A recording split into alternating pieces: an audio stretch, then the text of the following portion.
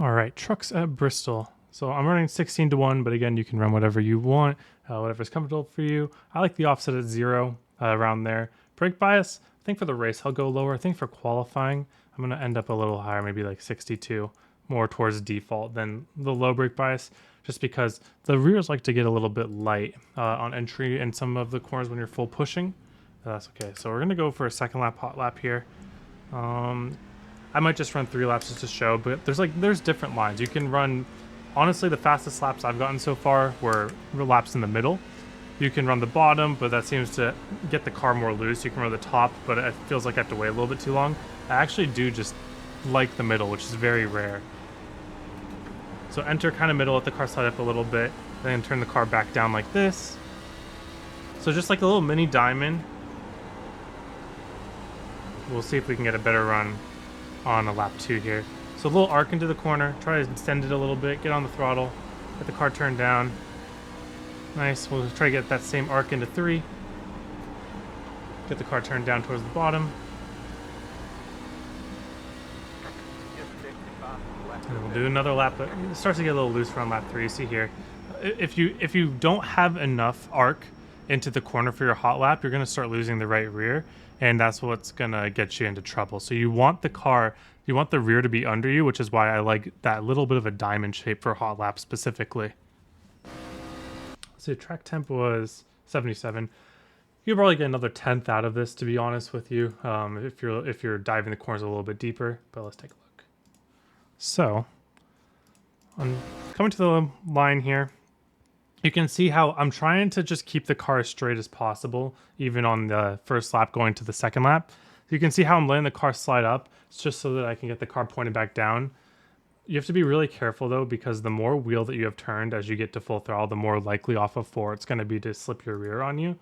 So you just got to be a little bit careful. You can see I'm just trying to get the wheel straight as I go full throttle, and that's it worked there. But if you're starting to get a little bit loose, that means that you preempted your throttle before you were able to do your steering. So turn 1 here, you can see arc, get the car pointed early, but don't aim all the way at the bottom. You can go to the bottom here. It's not that slow to just ride the bottom, but I find that it's a lot easier to get loose on the bottom under these conditions.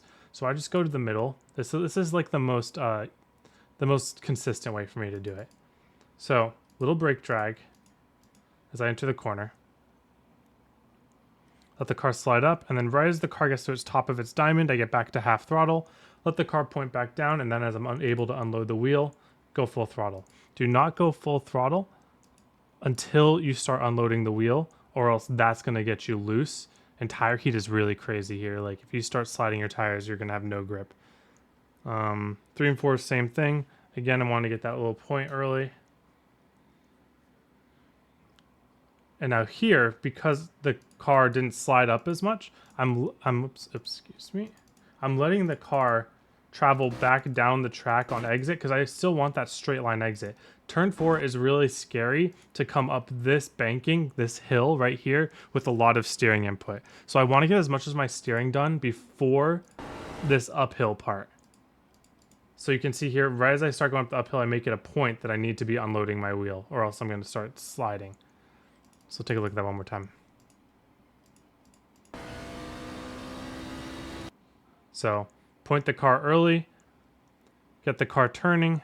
Once the car comes off of its diamond, comes back down the track, I wanted to get all the turn I can so that I can unload my wheel as much as I can before the car comes back up the hill. And honestly, the line doesn't matter too much as long as you keep those things in mind. You can probably be a little bit faster right by the wall. Might be a little bit faster on the bottom. I'm not sure how though. I think that running the middle might just be the best though, because it seems like you have the most room to push it. Or maybe you like end up right by the wall or something, but entry towards the middle seems the best. So long run here, Bristol long run, most of the time just really loves the bottom. A lot of people will try to make the top work for the whole race. The thing about running the bottom at Bristol though is you cannot push the car too much off the exit. So first off, you got to get the car turned early, keep it at the bottom. You might want to slide up a little bit, but you just cannot let that right rear slip on exit. Okay, now we're going to start going for real laps here. that's a little bit slow, obviously. So you want to pick up the throttle early. So yeah, as long as I'm only like a tenth or so down per corner off of hot lap, that should be fine. A lot of people are going to try to get aggressive early by running the top. And I think that you definitely can. I think track position at Bristol is more important than pure tire saving, especially because of all the cautions. So I'll never tell you don't run the top to defend. So like, let's run the top right now, for instance. So you can maybe throw out earlier. But you can see it's like, it's a little faster than what we were running, but it's like very marginal to what we were able to roll the bottom with. Maybe half a tenth to a tenth. And now look at, I mean, like running the bottom, I'm running some of my best times right now, just rolling the bottom on slightly higher pressure tires here.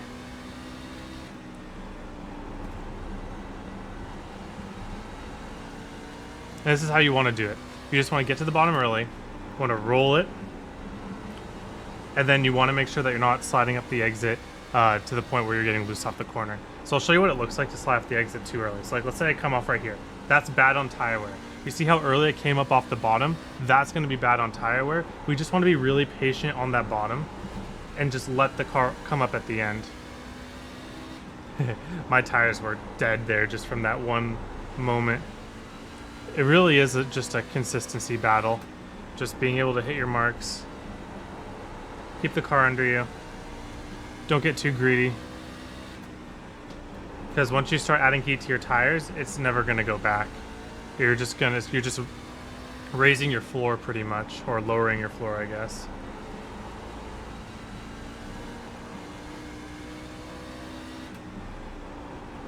And then usually people maybe start migrating to the top towards the end.